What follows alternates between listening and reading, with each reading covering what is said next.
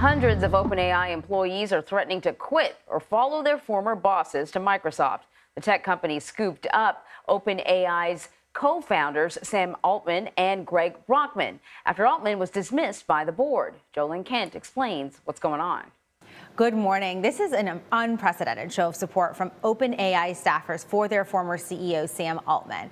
More than 700 employees, that's 95% of the company, say they are ready to follow Altman to Microsoft, where he's set to build a new AI venture. They've signed a letter calling for OpenAI's board of directors to fully resign, and they want Altman reinstated, along with Greg Brockman, who was also removed from the board and then resigned as the company's president.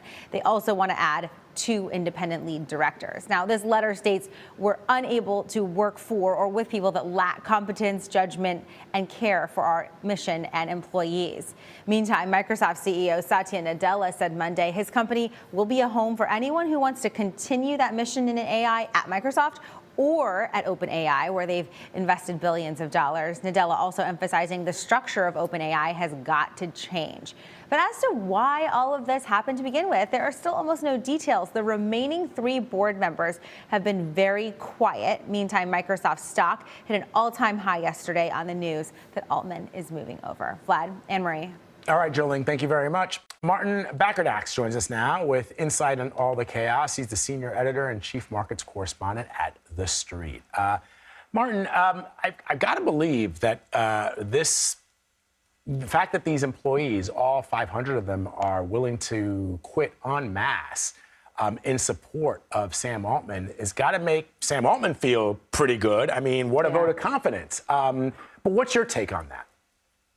Well, I think you've hit it right on the head in some respects, because of all the discussions that we've had about artificial intelligence and their ability to replace human capital, what we're seeing now is the most valuable asset of an artificial intelligence firm is indeed its human capital. And once the founder leaves and the staff threaten to follow him, the value of that company plummets to the floor. And that's precisely what we're seeing right now. So it underscores the fact that humans still control this technology and their value is very tightly linked to it. I think the larger question now with respect to OpenAI is we simply don't know the reasons behind his departure, or as we speak right now, whether or not he may return. To me, and of course, once again, I'm very far from Silicon Valley, right?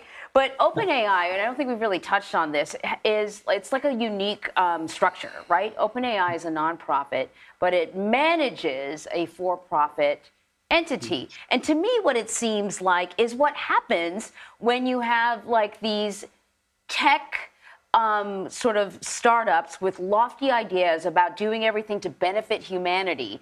But the only problem with that is it costs an awful lot of money, and investors want to make money when they invest money. And so you have kind of a clash of cultures, it almost seems to me. Can we talk a little bit about what this means when you have, Sam Altman moving over to Microsoft? What could that mean for OpenAI?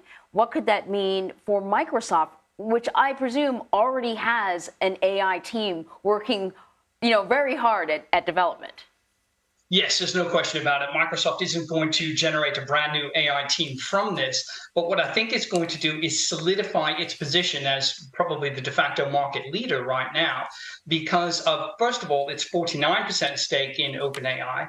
But now because of the fact that whether or not Altman comes to Redmond, Washington and stays there, or stays with OpenAI and works more closely with Microsoft as a result, that company is going to be the victor in all this. They will either have established a new and growing AI research firm, populated with AI staff from which they've had to pay very little money to acquire, or they are going to tighten their grip on an already established company with a market value of about $90 billion, and they can grow from there with even tighter oversight. So I think to your question, Microsoft probably does emerge stronger from this, but it does raise all sorts of questions about the culture that you articulated.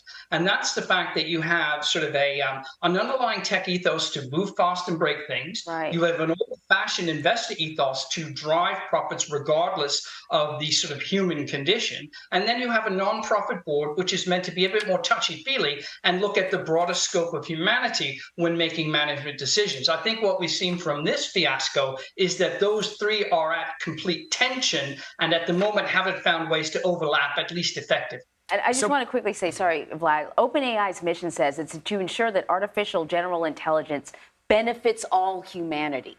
So you got to wonder if this is a major blow to this nonprofit, does that mean we're getting rid of this focus on humanity? Well, the question, of course, would be to that, if Microsoft, as we talked about, Martin, if all of those employees go to Microsoft, well, all of that intellectual capital, right, that you talked about, the human intellectual capital, now resides with Microsoft. So why have that $13 billion investment in that company, whatever its mission, because that same mission can then be incorporated into Microsoft. So A, would it be in the interest of Sam Altman to even go back to OpenAI, or Brockman to go back to OpenAI, number one? And number two, do I understand correctly that there are only like 3 or 4 board directors? And are they from the world of tech? I mean, our correspondent Jo Ling Kent has said she's never seen anything like this. I don't know, Martin, if you have, but so there's a lot to unbundle there, but it's fascinating.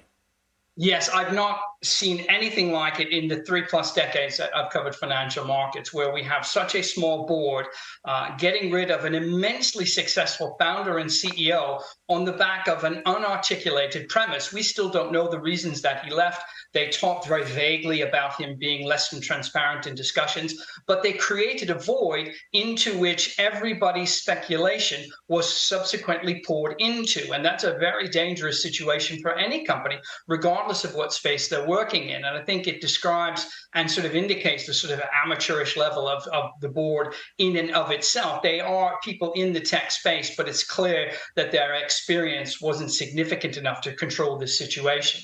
But I think to your question with respect to Microsoft, I think what they can do now, and again, I do think it's a win-win situation, they can either run OpenAI from an arm's length, but with significant control, and therefore maybe taking some of the cost off its books and allowing other investors to absorb that, or they can bring it in-house. Now, there might be some regulatory issues in doing so, and there might be concern that too much AI power concentrated in one firm is something that regulators are going to be uncomfortable with. You can cast back to the early 2000s when there was concern about monopolistic control with regards to Microsoft and its PC software and all the rest of it. That, of course, worked itself out, but it was a blunt on growth and the Microsoft narrative for a number of years. I don't think they want to get into that morass now, considering the sort of the way in which the public perception is quite divided on AI technology and its ultimate impact. But once again, I do believe that Microsoft is in a commanding position right now,